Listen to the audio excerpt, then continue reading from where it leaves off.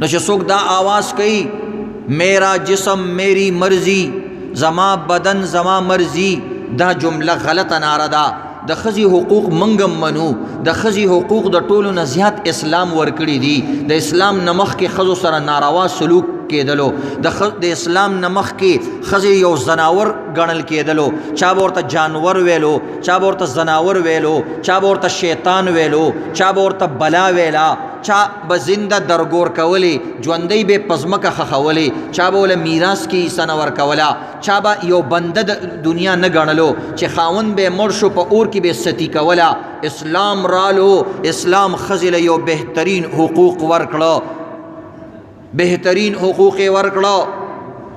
بعضې کارونو کې ښځې له دومره عزت ورکړی چې د سړي نه هم زیات عزت ورکړی.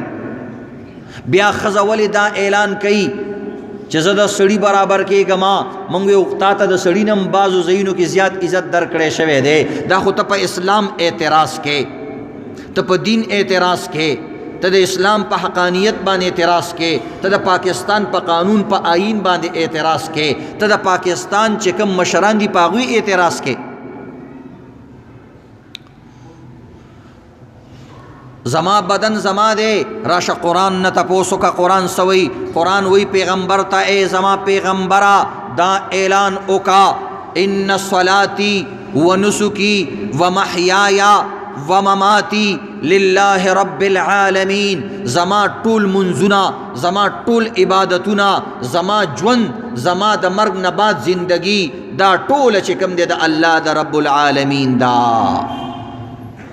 وبذالک امرتو، په دې خبره باندې ما ته حکم شوی دی زه به شرک نه کوما او زه به دا خبرې ته سر ږدما. نو زمونږ بدن د الله دی، زمونږ ظاهر د الله دی، زمونږ باطن د الله دی. تر دې پورې انسان ته ګوره الله څومره شرافت ورکړی دی، او دا انسان بدن ټول هر څه د الله دی. الله په انسان باندې خودکشي حرامه کړې ده. که دا بدن ستا دی پکار دی چې تا ته خودکشي جایز وی. انسان خودکشي نشي کولی او خپل ځان نشي پانسی کولی. دغه رنګې انسان خپل اعضا بل نشي ورکولی. زما لاس ستا، زما سترګه ستا، دا انسان بل نشي ورکولی. تر دې پورې انسان خپل وینه بغیر د ضرورت نه بل چاله نشي ورکولی. انسان یو ښځه د خپل مور بیبي دا خپل بچی له 2 کالو پورې پی ورکولی شي.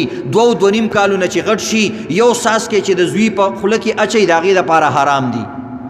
همدغه پی دی، همدی بچی دی. خپل غټ بچی له خپل پی نشي ورکولی، خپل خاوند له خپل پی نشي ورکولی، خپل پلار له خپل پی نشي ورکولی، د خپل بدن وینه بل چاله نشي ورکولی سوا د انتهایی ضرورت نه چې مري یا سخته اپریشن وي.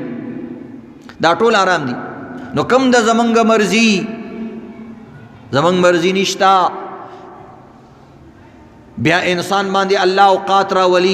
الله وی ستا څنګه مرضي ده، ته خو دنیا ته خپل مرضۍ سره راغلی هم نه دی. هغه ورځ دې هېر شوه هل اتا علی الانسان حین من الدهر لم یکن شیئا مذکورا. ای انسان هغه ورځ دې هېرې شوې، ستا نوم نشان نو، نه په اوبو کې موجود وي، نه په صحرا کې موجود وي، نه دنیا کې موجود وي، نه آسمان کې موجود وي.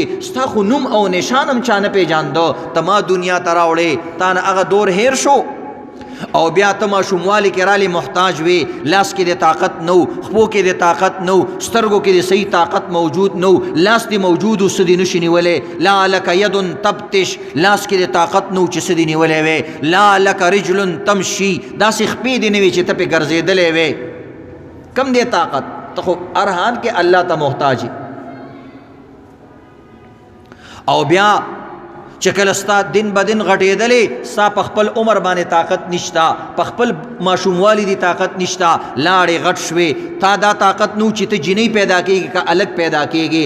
کومه جنۍ غواړي چې زه جنۍ پیدا وې؟ بعض وخت یو الګ دا غواړي چې زه جنۍ پیدا وې. نه، دا د بل چا مرضي ده. دا ستا بدن په اول ورځ ستا طاقت نو، چې ماشوم شوې ستا طاقت ختم، ته بل ته محتاج. بیا غټ شوې ستا طاقت ختم، د ماشوموالي طاقت دی ختم. بیا واپس بوډا شوې، بیا د طاقت ختم.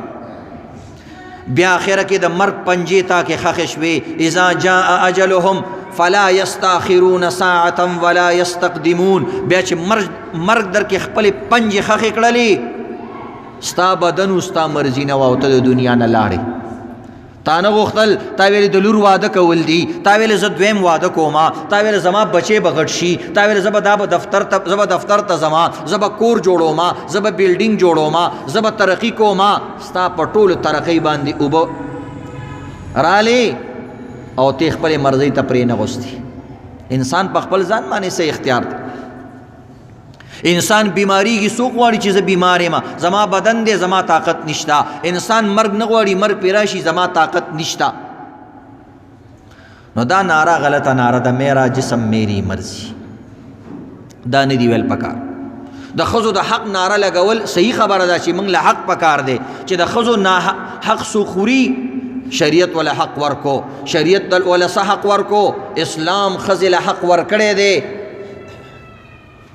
چې کله ماشومه وي پلار حق په پلار باندې دی، چې کله غټه شي حق پرور باندې دی، چې کله د واده قابل شي حق په خاوند باندې دی، چې کله خاوند مړ شي حق په بچو باندې دی او په زامنو باندې دی. تعالی خو هر وخت حق ملاویږي.